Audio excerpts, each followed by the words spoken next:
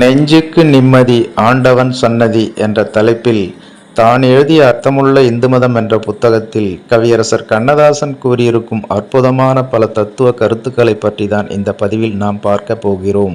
அதை பார்க்கறதுக்கு முன்னாடி hi friends, I'm C Elango. வணக்கம், welcome back to my channel. நீங்கள் இன்னும் நம்முடைய சேனலுக்கு சப்ஸ்கிரைப் பண்ணலைன்னா உடனே ஒரு லைக் போட்டு சப்ஸ்கிரைப் பண்ணி சப்போர்ட் பண்ணுங்க. வாங்க பதிவிற்குள் போகலாம். பேச்சு மூச்சற்று பேரின்ப வெள்ளமுற்று நீச்சு நிலை காணாமல் நிற்கும் நாள் என்னாலோ, இப்படி சாவை அழைக்கவில்லை தாய்மானவர், எல்லாம் கடந்த பேரின்ப நிலையை அழைக்கிறார். சர்வாங்கமும் ஒருமுகமாகி இன்ப துன்பங்களை கடந்து நிற்கும் நிலையே பேரின்ப நிலையாகும். புலன்களும் பொறிகளும் மனிதனுக்குள் உள்ளவையே, அவற்றை கட்டுப்படுத்த மனிதனால் முடியும் என்பது நமது ஞானிகளின் வாதம்.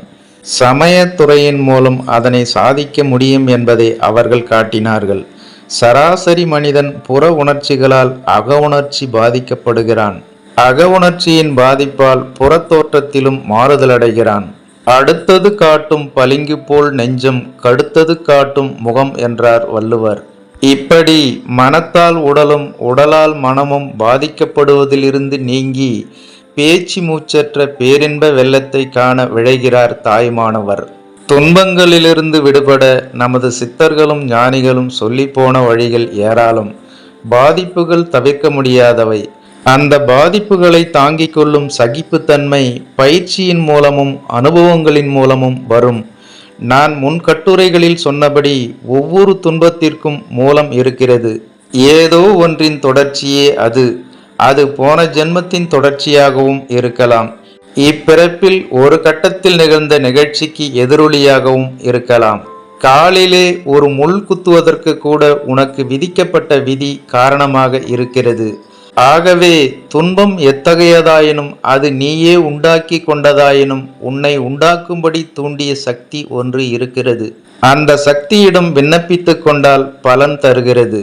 எல்லா துன்பங்களுக்கும் விதி காரணம் என்றால் நிலையானதும் நிரந்தரமானதுமான அந்த விதி பிரார்த்தனையின் மூலம் எப்படி மாறிவிடும் என்று ஒருவர் கேட்கிறார். ஓடிக்கொண்டிருக்கும் வெள்ளத்தை அணை கட்டி நிறுத்துவது போல் பிரார்த்தனை துயரங்களை நிறுத்துகிறது. இயற்கையாகவே அது ஒரு மனசாந்தியை உண்டாக்குகிறது. துன்பம் ஓரளவு குறைந்தாலும் பிரார்த்தனை பலனுள்ளதாக தோன்றுகிறது. நீ நம்பிக்கை வைக்கின்ற டாக்டர் மருந்துக்கு பதிலாக வெறும் தண்ணீரை ஊசி மூலம் ஏற்றினாலும் நோய் குறைந்துவிட்டது போல் உனக்கு தோன்றுகிறது. அது தோன்றுவதுதான் முக்கியம். அது தோன்றுவதற்கு நம்பிக்கைதான் பிரதானம். மருந்து பாதி, மன நம்பிக்கை பாதி. பிரார்த்தனை பாதி, நம்பிக்கை பாதி. நம்பிக்கையோடு பிரார்த்தித்தால் விதியின் வேகம் குறைந்து விட்டதாக உனக்கே தோன்றுகிறது. விரோதித்து நின்ற விதி ஒத்துழைப்பதாகவும் தோன்றுகிறது. கடவுளை நம்பினோர் கைவிடப்படார் என்று ஒரு வரியில் சொல்லி வைத்தார்கள் நம்முடைய மூதாதையர்கள். நம்பிக்கையே வெற்றிக்கும் நிம்மதிக்கும் அடிப்படை. ஆதி மனிதன் கடலை கண்டு பயந்தான். அடுத்த மனிதன் கொஞ்சம் தூரம் கடலுக்குள் நடந்து பார்த்தான். அவனுக்கு அடுத்தவன் நீந்தி பார்த்தான். இன்னொருவன் கட்டையை பிடித்து கொண்டு பயணம் போனான். கட்டை படகாயிற்று, படகு கப்பலாயிற்று, பயணம் சுலபமாயிற்று, கடலும் கடக்கக்கூடியதே என்ற நம்பிக்கை வந்தது. உலகம் உருண்டை என்ற உண்மையும் தெரிந்தது. விமானத்தின் பறக்கும் உயரத்தையும் வேகத்தையும் கொஞ்சம் கொஞ்சமாக அதிகப்படுத்தி கொண்டே போன மனிதன் சந்திரமண்டலம் வரை பயணம் போகலாம் என்ற நம்பிக்கை கொண்டான். அந்த நம்பிக்கை வீண் போகவில்லை. பையன் ஒழுங்காக படிப்பான் என்ற நம்பிக்கையால் தான் அவனை வெளியூரில் படிக்க வைத்துவிட்டு நிம்மதியாக இருக்கிறார் தந்தை.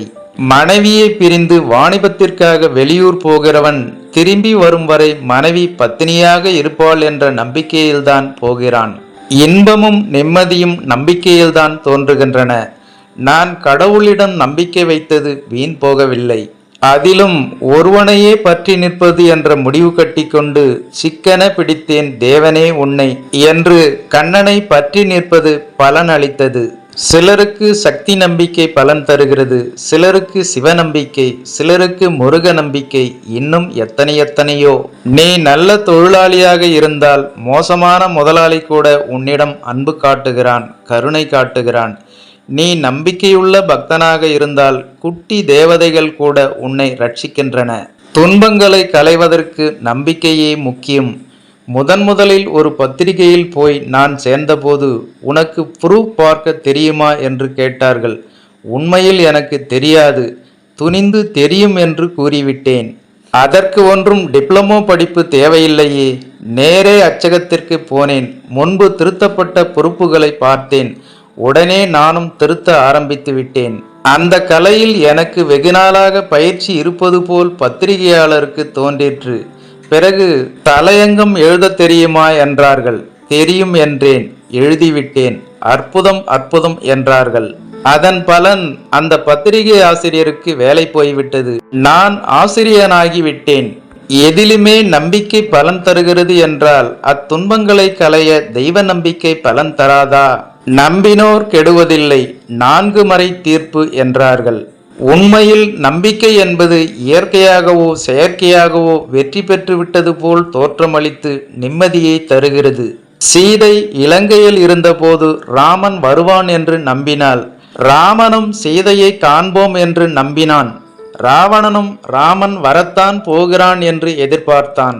அந்த நம்பிக்கை ஒருவரை பற்றி ஒருவர் அறிந்ததாலே ஏற்பட்ட நம்பிக்கை. தெய்வத்தை நம்பும்போது அறிந்து நம்ப வேண்டும். ஏதோ கஷ்டம் வந்துவிட்டது, கோயிலுக்கு போய் வருவோம் என்று போய் வருவதில் அர்த்தமில்லை. அறிவு ஒரு சக்தியின் மீது லயித்து நம்பிக்கை உதயமாக வேண்டும். அதற்கு பகுத்தறிவு தேவையில்லை. இந்த தெய்வம் நம்மை காப்பாற்றும் என்று உனக்கே தோன்றி அந்த லயத்தில் நம்பிக்கை பிறக்க வேண்டும். உலகத்தில் பகுத்தறிய வேண்டிய விஷயங்கள் சில உண்டு, அப்படியே ஏற்றுக்கொள்ள வேண்டிய சில விஷயங்கள் உண்டு. மனைவியின் உள்ளத்தை நீ பகுத்தறிய முயலலாம்.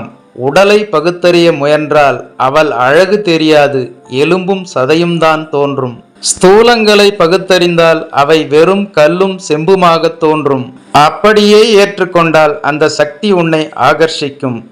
நம்பிக்கை கொண்டவர்களை அந்த சக்தி எப்படியும் ஒரு கட்டத்தில் வாழ வைக்கும். மனிதனின் பலவீனமான மனத்தை அறிந்துதான் இந்துக்கள் நம்பிக்கையோடு வழிபடுவதை வற்புறுத்தினார்கள்.